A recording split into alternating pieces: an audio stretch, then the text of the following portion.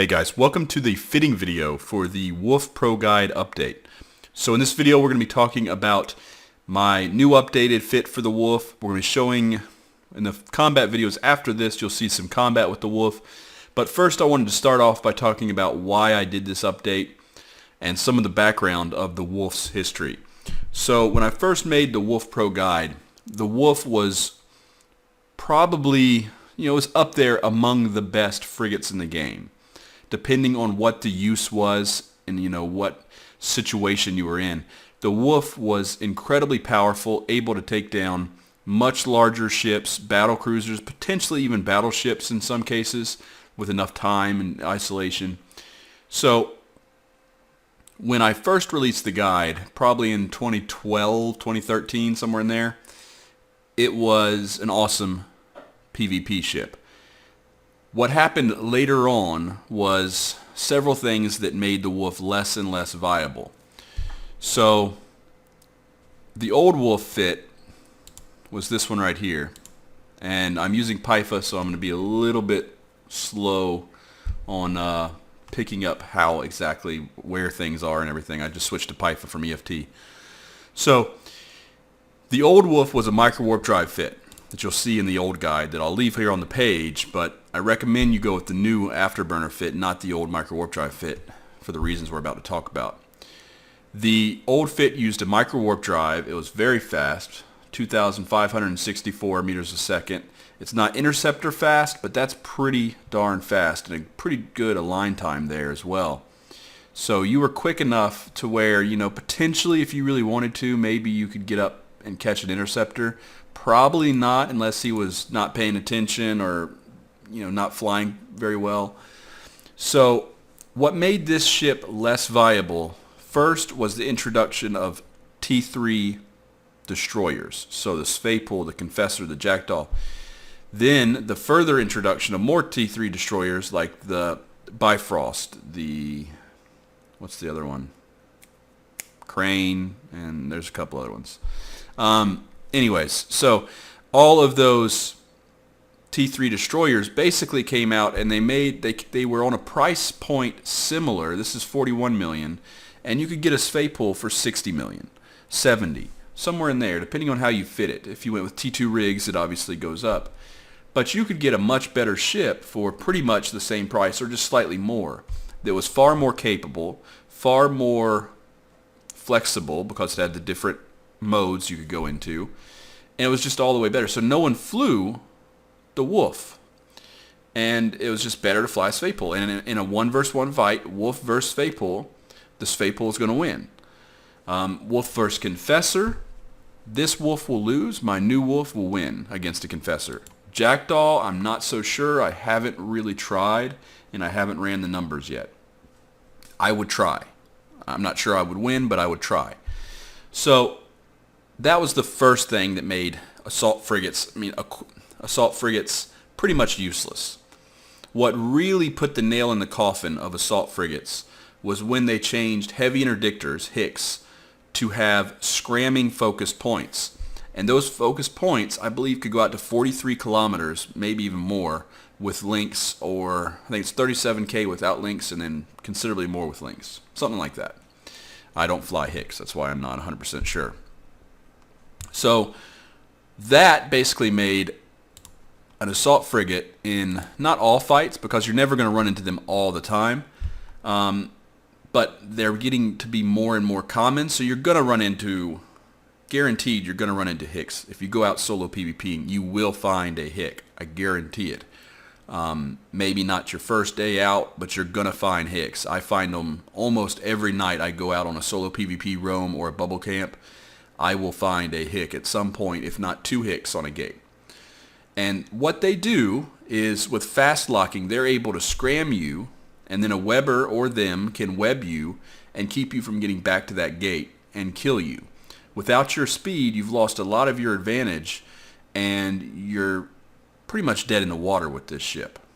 So that really put the nail in the coffin. But the reason why I thought it was worthwhile to come back to the Wolf and do an update now, to be honest, I was about to retire the Wolf Guide about well, not a month, probably 2 months ago. I was considering retiring the Wolf Pro Guide because I thought it's just not viable in the game. I had the mainstream belief that the Wolf Pro Guide was just not good enough to continue selling and people being able to use and get good results. I was still getting testimonials from people saying that they were still getting good fights from it, but I just didn't feel like the ship was up to the current game's ecosystem is what I prefer to call it, but other people call it the current meta.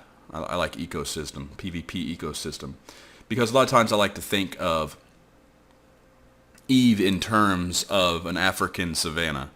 If you know, it sounds a little bit weird, but that's kind of how I get some of my tactics.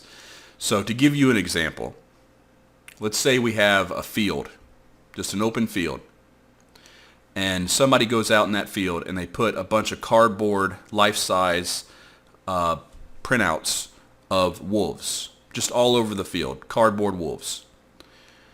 And then the deers just get accustomed to them and they're not scared of them anymore.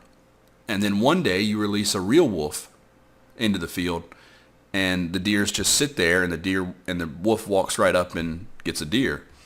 So people become desensitized because of a belief that infects the entire community. Right now, the kind of cool kids thing to say is that assault frigates are dead, T3 destroyers have killed them, and assault frigates are useless. So I love whenever anyone in the game says a ship is useless, because usually the ship's not useless, it's just not being used correctly. And when they say it's useless, that means they automatically underestimate it. The first example I saw of this where it was just massively successful was back in the days when I was creating the Frigate Pro Guide and the Anti-Interceptor Guide that's inside the Frigate Pro Guide. And back then I would fly Tyrannus, Claw, do very good. But in the Tyrannus, nobody would go near you. Everyone was just terrified. It was like you were flying a curse. No one would touch you. In a Claw, you would get some fights, mostly against Tyrannuses that were hard fights to win. You'd have to win basically by having a newt and killing his guns. But with the Raptor, people called it the Craptor because they said it was crap. And everybody just had that belief. Without investigating it themselves and verifying that belief, they informed that belief that the Raptor's crap. And so everybody attacked the Raptor. Everybody said, oh, that's a Raptor. I can do that easy. And what happened was my Raptor was able to kill just about every other frigate or interceptor I came across, with the exception of assault frigates. It could kill them all. And I could even kill some Tyrannuses depending on the Tyrannus that I was fighting. So them underestimating me gave me an opening to have really good PvP. What's happened now with the Wolf is again another example of people saying that ship is crap. It's not worth it. You shouldn't fly it. It's terrible. And when that happens, you have an opportunity to exploit that belief.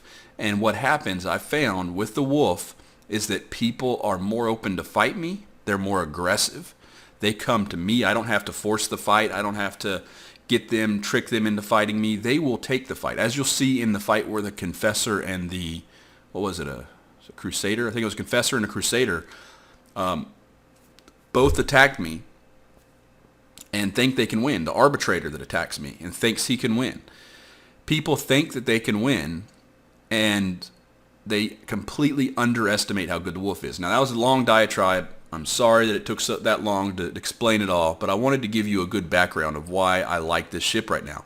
I have flown nothing but the Wolf in the last almost month, probably 3 weeks, I'd say.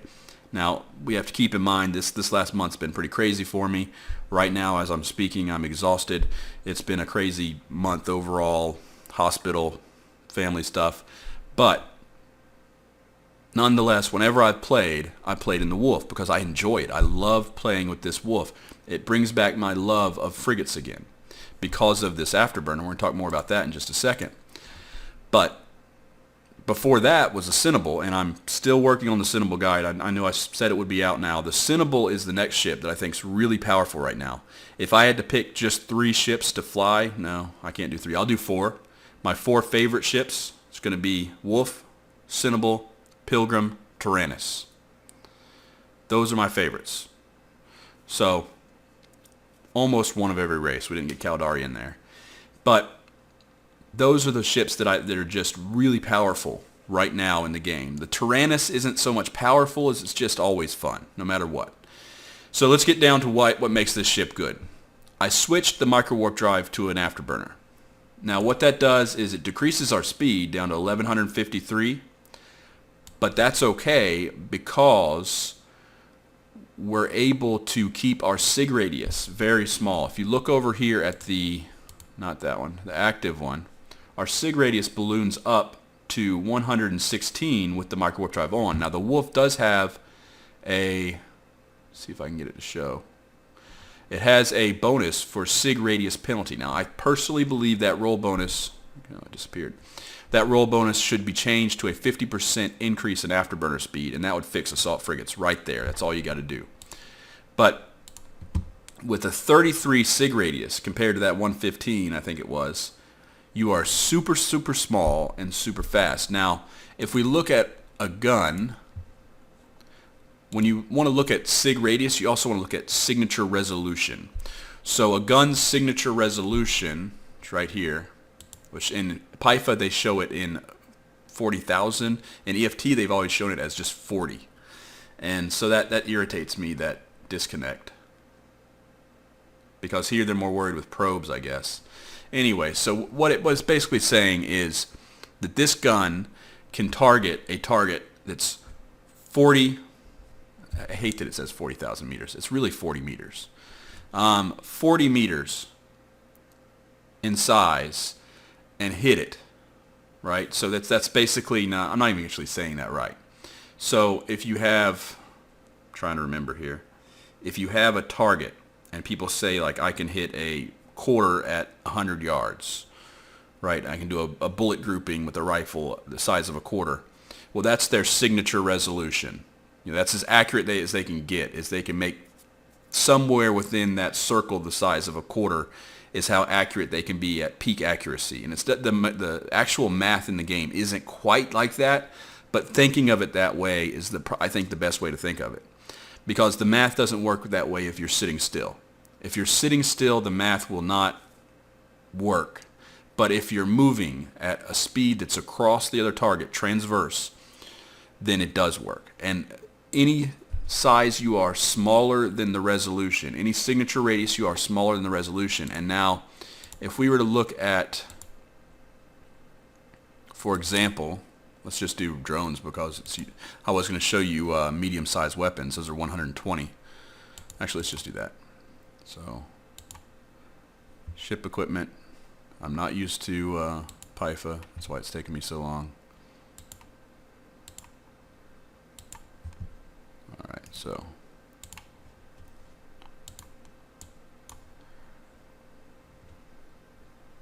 So they're saying signature, it's not that. It's 120. So PIFA must have the wrong stats is all I can figure. Because that's just absolutely wrong.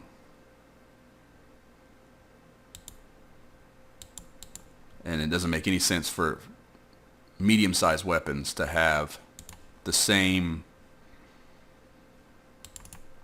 stats as a frigate-sized weapons, right? So I'm not really sure what's going on there, but that's wrong. That is 100% wrong. So maybe I need to ask the PIFA guys about that. Here's radius. Now what is that? No, it's 120. I know it. Anyways, I'm gonna check drones. I'm wasting time here. I just have to know for my own curiosity. This is how you learn too, is you get curious about things. I don't even see it. So that's right. I wonder why it's wrong on all the other ones. It's interesting. So basically with that one, that's a Wasp 2. It's the same as like an Ogre 2. and you can see you're so much smaller that you can basically sit inside. Let's say that at 100 yards you can hit a dinner plate, somewhere within a dinner plate, maybe on the left side, maybe on the right side, maybe in the middle, and you tape a quarter to that dinner plate, right? So being small means that most of the shots, even if they're accurate, are still going to miss. And like I said, the math isn't perfect. The math isn't going to be exact, especially sitting still. The math won't work at all. You're going to get hit hard for full damage.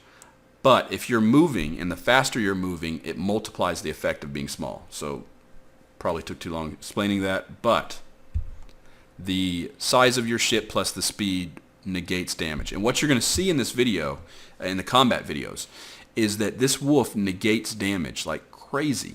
It negates drone damage. It negates turret damage. It's as if, you know, I'm sure some people have really stressed my tank, but it hasn't died. I'm flying the first one of these ships I've ever flown, and if you watch my other videos, you know that I die a lot. That especially when I'm testing out new fits, I can lose, like, you know, when I was trying to get the Myrmidon to work, I lost 10, 20 of them within a few weeks trying to get it to work. Finally decided that I didn't think it was workable. I mean, it worked to have fun maybe 50% of the time or less, but the rest of the time you were just going to die and get blobbed, and it was unfun. So what I found with this wolf is that it's very, very hard for people to kill. It's very hard, and especially if you're flying against a MAR target. So this ship works really well in Providence because, like I said, with that Confessor and the Crusader, they're doing EM thermal damage, which are your two highest resists, because Mimitar is obviously the nemesis of a MAR, and a lot of people in Providence are going to be a MAR. Not all of them, but you're going to see a little bit more MAR ships in Providence. So with the Confessor and the Crusader, it was super easy to kill both of them because they were firing the wrong damage type. And even then, they were still missing. So that's the Afterburner. It's a Corelli A-Type 1MN Afterburner. It's a little bit expensive. How expensive is it? 17.5 million right there. The total ship says 60 million here. That's not what I paid for the one I'm flying now. Like I said, I'm flying the first one I ever fit, and I still haven't lost it. The one I fit was like 67 to 70 million. 67 million stands out in my head for some reason. So about 67 million ISK to fit this ship, which isn't all that bad. It's a little expensive for a frigate, but I think it's worth it. So we're going to go over the fitting real quick. This is more of a description video than a fitting video. So we've got 200 millimeters. In between the 200 millimeters, you want your small NOS. You want it in between because, like I say in other videos, you put it in between as a heat sink so that you can overload for longer. You're going to be overloading quite a bit in this ship. Your overload time is going to be, where is it? Is this it? Man, my PIFA skills suck. I don't see it. On EFT, it shows it like over here how long you can overload. Guess not. I'm going to say it's about a minute and a half to 2 minutes. Somewhere in there is what it's going to be. I'm probably just missing it. But a minute and a half to 2 minutes of overload with a DPS output of 287 overloaded. That's good. I would really rather it be closer to 300, and actually, when we do the implants, we will get it closer to 200 or 300. So it's got decent DPS. Not massive DPS, but more than enough DPS to take down pretty much any target you're going to come across, with the exception of maybe a ratting Drake or some PvE ships you might find, some ratters. I think it will take down a lot of ratters, depending on what ships they're in. But if they've got really good tanks, then no, probably not. Tech 2 Warp Scram, you've got the Afterburner. The reason I went with A-Type is the more Afterburner speed you put on this ship, the better. I would love to go with the 10MN, but you lose your agility, and that's just no good. I tried it. I don't like it. Losing that agility, I think, takes away from what makes this ship so good, is being able to orbit really close, really fast, and avoid a ton of damage. And so in fights where the damage is coming from not your opponent's guns, but maybe missiles or drones, in those fights you would actually it'd be to your benefit to orbit wider. Instead of orbiting at 500, you might want to orbit at 1K, 2K, 2.5K, because that's going to increase your overall speed. And for missiles, the faster you are, the better. So going out to 2.5k, 3k, maybe even 5k. At 5k, your damage starts to go down so much it's not really worth it because your where is it? Your guns have a optimal plus fall off of roughly 10k. So at 5k, you're doing 50% damage. So that's no good. You want to keep it under 5k. Another important note before we move on: when you're flying this ship, it tracks very well. So when you're flying it, you want to make sure to kill the drones first on anything cruiser and above or a drone-based frigate. So any of those drone-based frigates, you want to kill their drones first. So what, the Mollusk Navy issue, the Tristan oftentimes is going to be set up as a pure drone boat. The Sentinel, which you probably should avoid. Your NAS will help you, but he's going to stay outside your NAS range, so it's going to be useless. And you can see in my fight against the Arbitrator where I somehow managed to magically survive. The NAS helps some, but he's just got so many newts on me it doesn't matter. And I think that would be the same with a Sentinel. So kill the drones first on anything that's going to do the most of its damage with drones. If its primary damage comes from drones, kill the drones first. Algos, kill the drones first. Vexor, kill the drones first. Arbitrator, same thing. Especially like a Myrmidon, 100%. Every time those drones come out, start killing them. Every single time. That's the only way you're going to win. Warp Scram, obvious. Damage Control 2. Small AAR. They've gone up in price. Not sure why. Adaptive Nanoplating, Tech 2. If you want to go blingy, you can take that up to a Corpy C-type adaptive nanoplating. It's going to add, I think, about 20 million ISK to the fit. I don't think it's really worth it. It does add a little bit more tank, a little bit more hit points, a little bit more armor repair. You know, it helps some. Always overload your small AAR. Always, always, always. Unless you're in a safe spot repping after a fight, always overload your AR. If you're in combat, overload it because you're going to get more rep. It's not just a duration bonus, it's an amount bonus. C-type explosive plating, dirt cheap, and it does better than Tech 2. So that helps with our hull. We have an explosive hull, and it helps to fill it up a little bit. Our real hull in this ship is kinetic, so you want to be careful for Caldari, rocket, or missile-based ships. Anything that's likely to use kinetic missiles has a kinetic missile bonus. It's bad, bad news. You want to avoid it.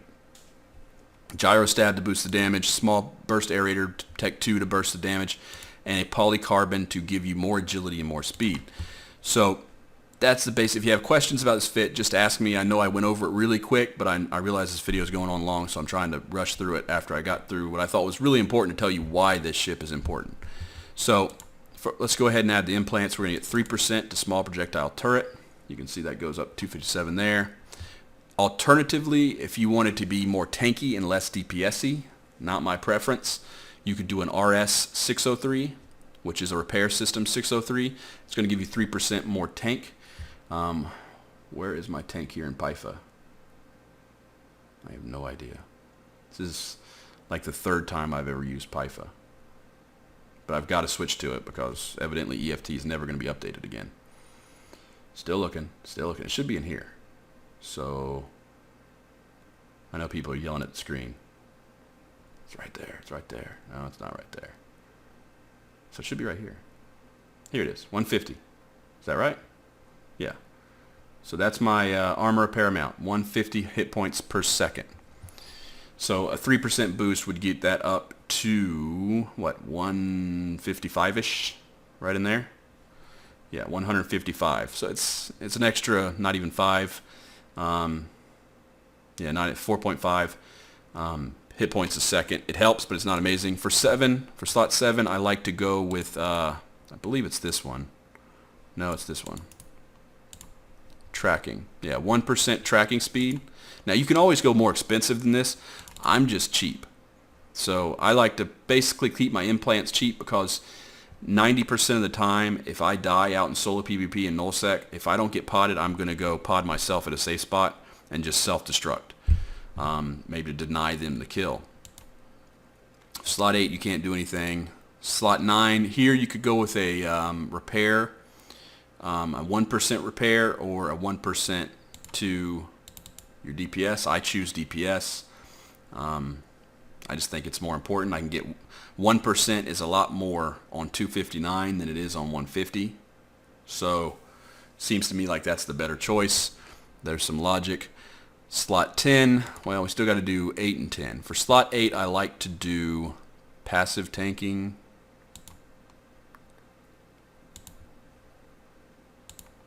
If it's not expensive, and it has been expensive lately, this one's a good one. But you know what? That would be more tanky if you want to do that. That's your option. So right now it's 7.38. That's 7.46. It's okay. But actually, let's do this. So I always use the 1001 for an armor ship because a little bit of extra armor hit points is it's always a good thing, more buffer to give you time to tank. But for that slot 8, what I like to use is engineering and then capacitor management. So that's going to give me a little bit better capacitor. So right now I'm at 150. Now where do I see cap stability? Okay, so there's what the cap is. 141.8 is my cap stable rep. So throw this in there. 141.8 goes to 142.1. It's marginal, but it helps. So I'll take it. And so those are the implants I run. Now, yes, there are other implants you could run. You could run, where are they?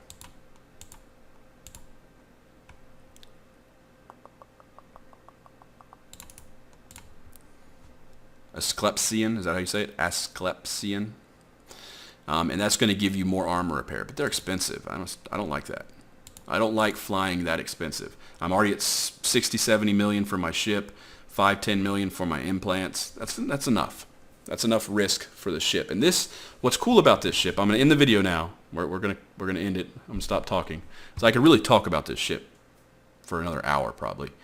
But in the end, this ship is a money maker. Now, when you use the double bubble strategy I learned from John Dre's, I'm going to give him credit because it's awesome. I love it. When you use that strategy at this ship in nullsec and you do it right, this ship is a money maker. It will be ISK positive for you if you choose your targets properly and you don't have really bad luck. So if you choose your targets properly, you're going to be able to make good ISK. I have made, so far with this ship, you're going to see the hauler I killed. I wasn't able to loot any. I only looted like 80 million ISK from the hauler, but it had 1.2 billion or something like that ISK in it, and it dropped, I think, 800 million ISK dropped in this hauler I killed with this wolf. So I mean, that's a moneymaker. I didn't get the 800 million. I got only 80 because that's all I could fit in my hold, and they were shooting at me, and I had to basically tank them while I was looting because they were defending the wreck, waiting for their buddy to come back and pick it back up. So that's 80 million I made from that one fight. From all the other kills I got, some of them I didn't record because they were in little small gang fleets. I typically don't record my small gang fights. I should, but it feels a little weird recording other people without their express permission.